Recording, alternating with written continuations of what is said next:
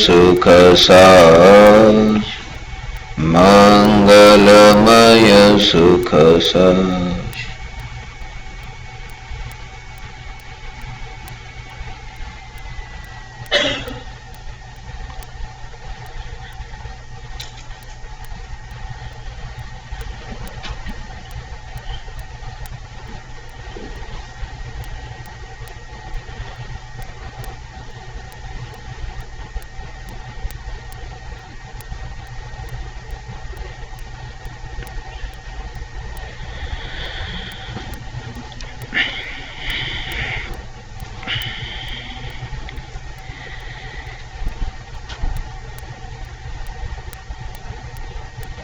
चैतन्य स्वभावी भगवान आत्मा अनादि अनंत शुद्ध चैतन्य मात्र है, ज्ञान मात्र है। मैं शुद्ध चैतन्य मात्र, ज्ञान मात्र भगवान आत्मा हूं। प्रति समय यह जागृति बनी रहे, इस जागृति का नाम धर्म है। देह की प्रतिक्रिया के काल में और विकल्पों के बहते प्रवाह के काल में ज्ञानी को निरंतर जागृति रहती है कि मैं चैतन्य तत्व इस देह की किसी भी क्रिया में और विकल्पों के बहते प्रवाह में कहीं भी मिला नहीं हूं। ऐसा शुद्ध चैतन्य तत्व मैं हूं। प्रति समय स्वयं की चैतन्य सत्ता का बोध, आत्म जागृति ही धर्म है। चैतन्य तत्व की जब निर्विकल्प अनुभूति होती है तब पर्याय में आनंद का सागर उछलता है। फिर भी ज्ञानी की दृष्टि उस आनंद के सागर की ओर नहीं जाती। वह दशा ऐसी है जैसे देह होने पर देहातीत दशा प्रकट हुई है।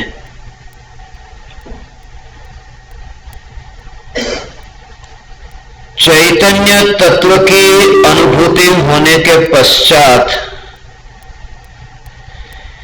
इंद्रियों और इंद्रियों के विषयों का संपर्क होता हो,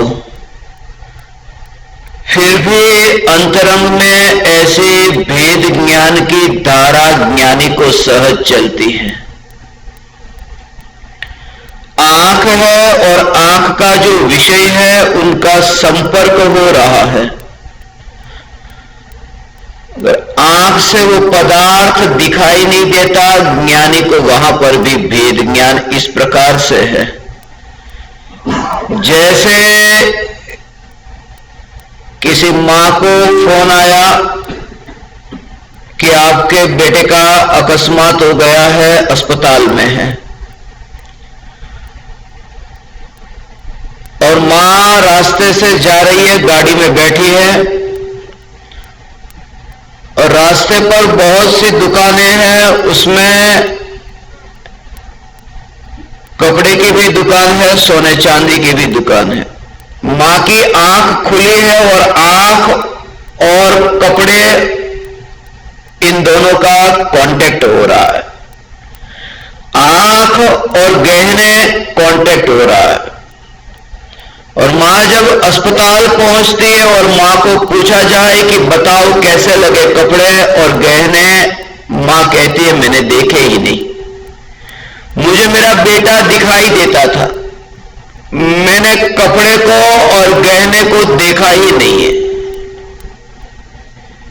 चैतन्य तत्व की अनुभूति होने के पश्चात जगत के समस्त पदार्थ आपकी इंद्रियों के संपर्क में आते हो, परंतु वेद ज्ञान निरंतर बना रहता है और यह जागृति रहती है कि इन पदार्थों को जानने वाला सत्ता स्वरूप यह चैतन्य तत्व यहां विद्यमान है, बस वही मैं हूं। देव होने पर देहातीत दशा है, शरीर में वे है, मगर दुनिया देखती है कि वे शरीर में है। वे स्वयं ऐसा अनुभव करते हैं कि वे शरीर में नहीं, शरीर से कहीं दूर है। अभी मैं पिछले कुछ महीनों पहले नॉर्थ सुमात्रा के जंगल में था। तब से ही मुझे यह विचार बार बार आता है, जो मैं आप परमात्माओं से इस विचार को व्यक्त करना चाहता हूं। जब मैं उस जंगल में था और मैं उस समय साधना में था, तब मुझे मेरे बचपन के गुरुजी की बात स्मरण में आ रही थी। जो गुरुजी मुझे बचपन में पढ़ाते थे, कक्षा 1 में पढ़ाते थे, उस समय वे विद्यार्थियों से कहते थे, और खास करके उन विद्यार्थियों से कक्षा में ऐसा कहते थे कि जो विद्यार्थी सब नीचे बैठते थे और पीछे दीवार थी और दीवार से चिपक करके कुछ विद्यार्थी बैठते थे। गुरुजी ये कहते थे कि जो विद्यार्थी दीवार से चिपक कर बैठे हैं वो दीवार से थोड़े दूर बैठो, दीवार से थोड़ा डिस्टेंस रख करके बैठो, वरना दीवार गिर जाएगी। वो मजाक में ऐसा कहते थे कि दीवार गिर जाएगी, कोई दीवार बच्चे के भार से धक्के से गिर नहीं जाती। वे मजाक में कहते थे कि थोड़े दीवार से डिस्टेंस बनाकर रखो, दीवार गिर जाएगी और दीवार गिरेगी तो तुम भी गिर जाओगे। वो बात मुझे बार बार स्मरण में आती है और इसलिए मैं आप परमात्माओं से ये बात कहना चाहता हूं। यह जो देह है, यह शरीर एक राख की बनी हुई दीवार है, और मैं आप परमात्माओं से यह कहना चाहता हूं कि इस राख की बनी हुई दीवार से चिपक करके मत बैठो, थोड़े दूर बैठो, जिसे दीवार गिर जाए तो आपको कुछ न हो और आप सुरक्षित रहो। वो गांव की दीवार थी, कच्ची दीवार थी, भले चाहे जितनी कच्ची हो, मगर बच्चे के वजन से, भार से वो गिरने वाली नहीं थी। मगर ये जो दीवार है वो नियम से गिरने वाली है। किसी को 10 साल, किसी को 20 साल, किसी को 50 साल में यह दीवार गिरने वाली है। जो पहले से ही दीवार से डिस्टेंस रख करके बैठा है और अत्यंत दूर से इस राख की बनी हुई दीवार को देखता है, मैं सदा ही इस देह को राख की बनी हुई दीवार कहता हूं। और सदा ही मैं कहता हूं कि जब भी आप चलो तब आपको ऐसा एहसास हो, अनुभव हो कि राख की दीवार का पड़ोसी, जब राख की दीवार एक जगह से दूसरी जगह जाती है तब उसका दृष्टा है, उसका ज्ञाता है, अत्यंत दूर से उसे जानता देखता है।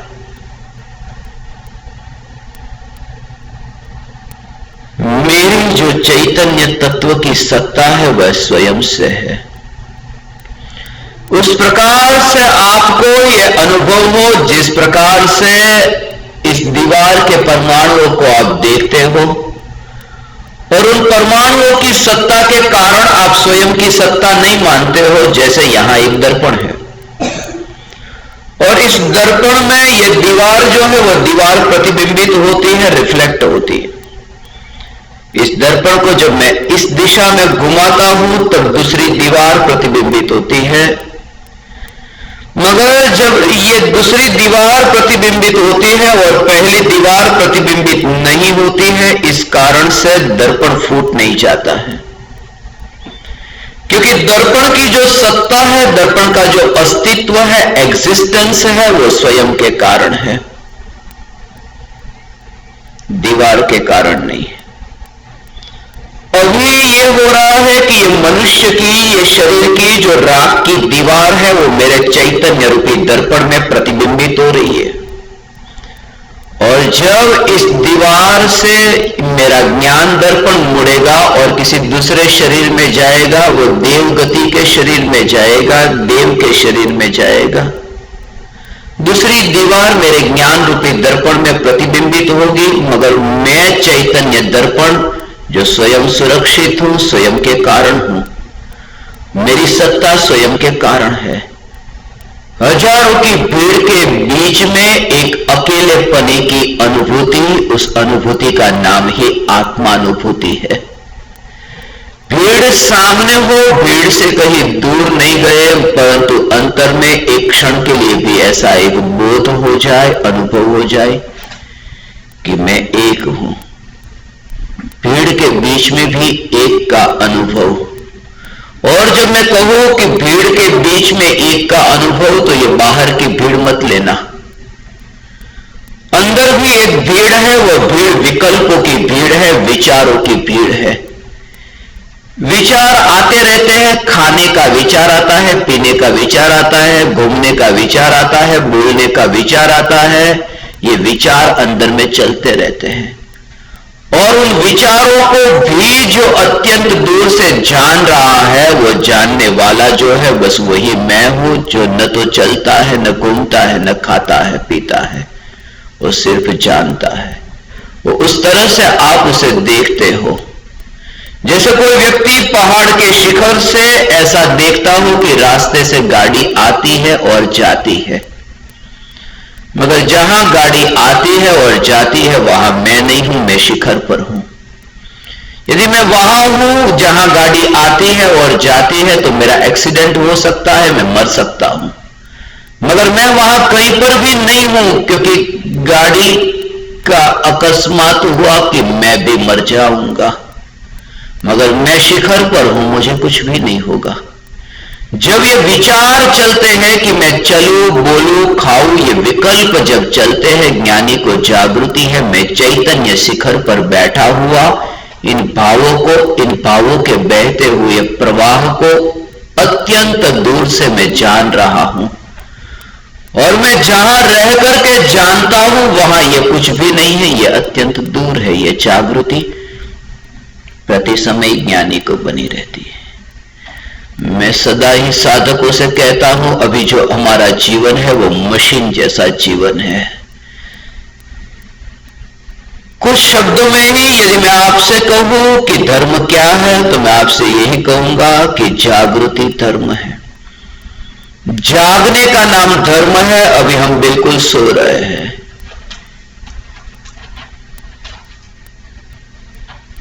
जब हमारी आंखें खुलती हैं तब हम उठते हैं, जब हमारी दृष्टि खुल जाती है तब हम जागते हैं। हम उठे हैं रोज रोज, जागे नहीं है एक भी बार। अब जागृति का यह अवसर आया है। बिल्कुल मुर्दे की तरह हमारा जीवन है, जहां होश ही नहीं है, जहां जागृति ही नहीं है। एक पंखा घूमता है, पंखे को पता ही नहीं कि मैं क्यों घूम रहा हूं। पंखे में कार्य हो रहा है मगर वहां कोई होश नहीं है, जागृति नहीं है। हमारे यहां भी एक निरंतर ज्ञान का प्रवाह बहता है, मगर हमें होश ही नहीं है कि यहां ज्ञान का प्रवाह बह रहा है। हमारा जीवन अभी जड़ जैसा जीवन है। जागृति प्रकट होने पर आप पाते हो कि मैं चैतन्य तत्व, चैतन्य रस के बाहर कहीं पर भी फैला नहीं हूं। तो देह के परमाणुओं के बीच में भी आप ऐसे न्यारेपने का अनुभव करते हो, ऐसा अनुभव करते हो कि वो वहां है ही नहीं जहां ये घटना, जहां ये क्रिया हो रही है। मुझे घटना स्मरण में आ रही है, सिकंदर के जीवन की घटना है। भारत आए, भारत में उन्हें एक बात स्मरण में आई कि वहां उनके गांव में से किसी ने कहा था, भारत जाओ तो कुछ लेकर के आना। क्या लेके आना? कि भारत की जो प्रसिद्ध, पॉपुलर, फेमस ऐसी जो वस्तु है। बोले क्या है? बोले भारत का जो सन्यासी है, वो भारत का सन्यासी एक लेकर के आना। सिकंदर को याद आई और सिकंदर ने एक सन्यासी को खोजा और एक सन्यासी मिला। सिकंदर ने सन्यासी से कहा, चलो आप मेरे साथ मेरे देश में। सन्यासी ने कहा, मुझे नहीं चलना, मैं जिस देश में हूं मैं अत्यंत आनंद में हूं। फिर भी सिकंदर ने कहा कि आप चलिए, फिर भी मानने को तैयार नहीं थे।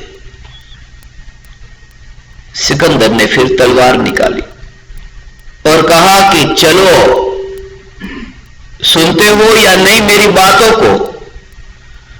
उस सन्यासी ने कहा, जब से स्वयं का सुनना प्रारंभ किया है दूसरों का सुनना बंद कर दिया है।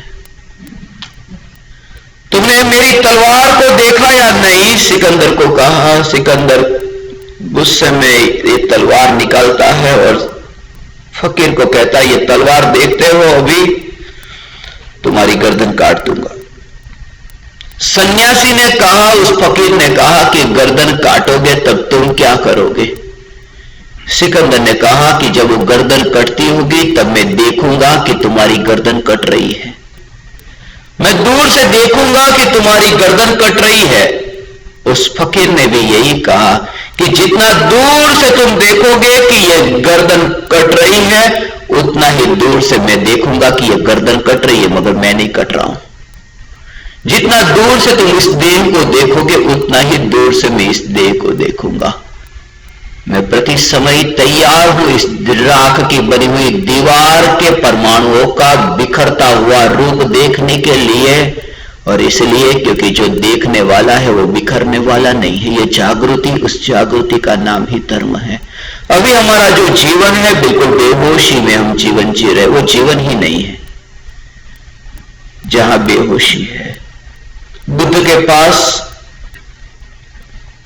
एक व्यक्ति गया, वहां पर बहुत से लोग थे और एक आदमी को किसी ने पूछा कि बताओ आपकी उम्र कितनी है? उसने कहा 4 साल। वो लगते नहीं थे 4 साल के, उनकी उम्र तो बहुत ज्यादा लगती थी। बूढ़े थे, बूढ़े हो चुके थे। किसने कहा आपकी उम्र तो बहुत ज्यादा लगती है, लगता है 84 साल के हो गए हो।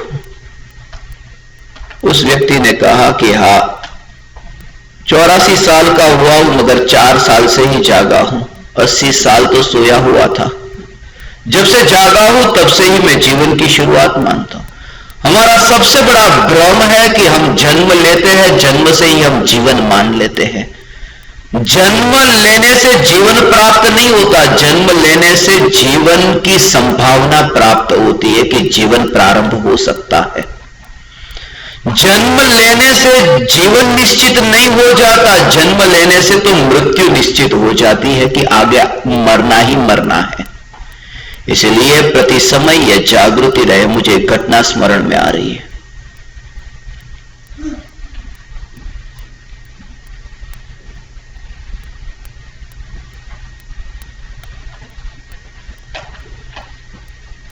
परदेश में एक देशी व्यक्ति का आगमन हुआ था। उस देशी को परदेश की भाषा नहीं आती थी।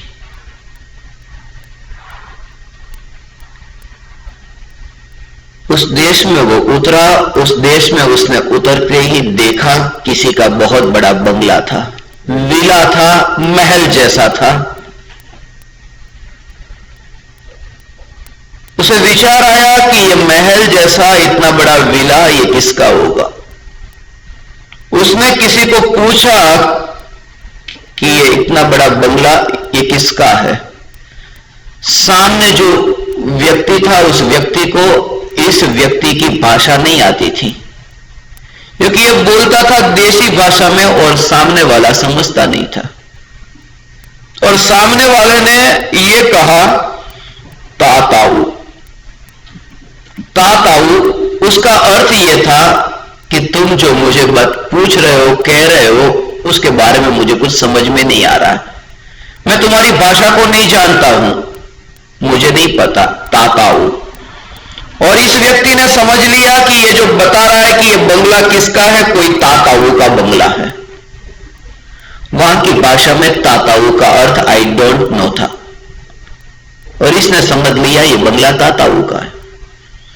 और आगे गया, आगे जाकर के देखा कि जहाज में से सामान नीचे उतर रहा था। उसे विचार आया कि इतना सारा सामान किसका उतरता है, पक्का वो ताताऊ का ही उतरता होगा। फिर भी उसे शंका गई। उसने किसी व्यक्ति को पूछा कि इतना सारा सामान जहाज में से उतर रहा है, वो किसका है? उस व्यक्ति को भी भाषा समझ में नहीं आई। उस व्यक्ति ने कहा ताताऊ। तो और भरोसा हो गया कि ये ताताऊ का ही सामान, पता था वही इतना सारा इस गांव में इकट्ठा करके बैठा है।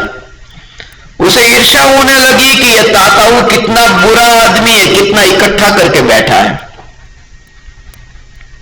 बहुत ईर्ष्या हो गई। रास्ते से जा रहा था, किसी की ननामी जा रही थी। बहुत से लोग उस ननामी में थे। उसे पता चला कि यह ननामी शायद ताताऊ की होनी चाहिए। और किसी ने पूछा ये ननामी किसकी जा रही है, और सामने वाला भाषा को समझा नहीं। सामने वाले ने कहा ताताऊ। और भरोसा बैठ गया कि अच्छा हुआ मर गया। बहुत इकट्ठा करके बैठा था, मर गया वो अच्छा हुआ। कोई ताताऊ नाम का था ही नहीं, सब भ्रम था, सब सपना था। हमारा जो जीवन है वो जीवन एक प्रकार का ऐसा काल्पनिक सपना है और कुछ भी नहीं है।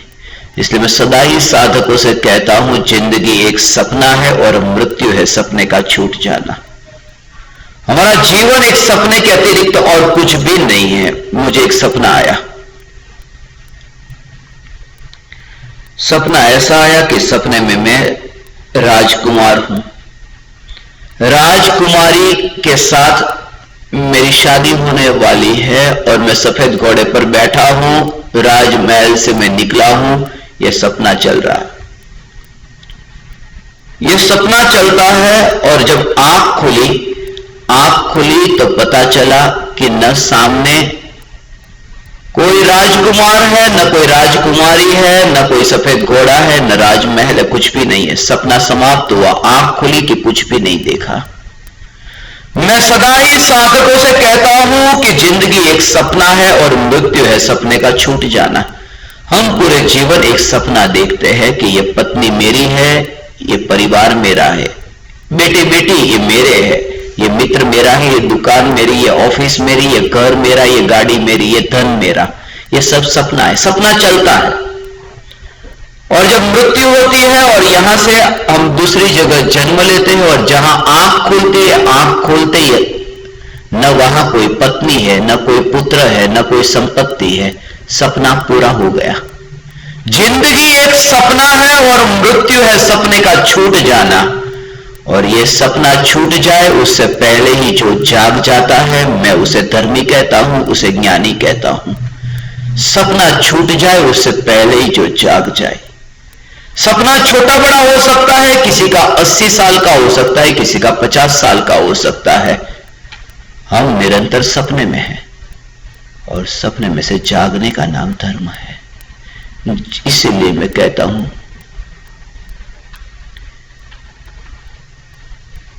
जागो। हमारे सपने हैं